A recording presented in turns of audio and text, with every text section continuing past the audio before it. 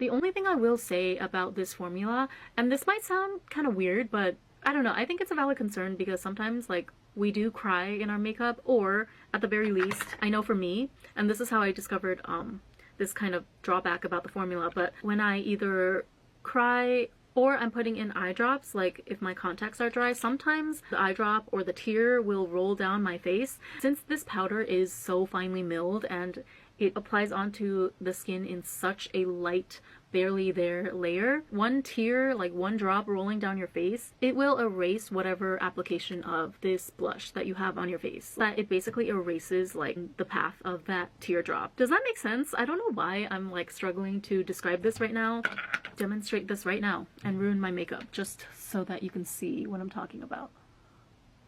So I just put a drop of the eye solution and let it roll down the middle of my cheek.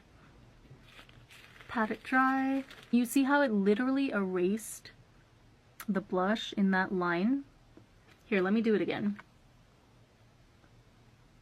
I don't know if you can tell in the camera, but it's gone.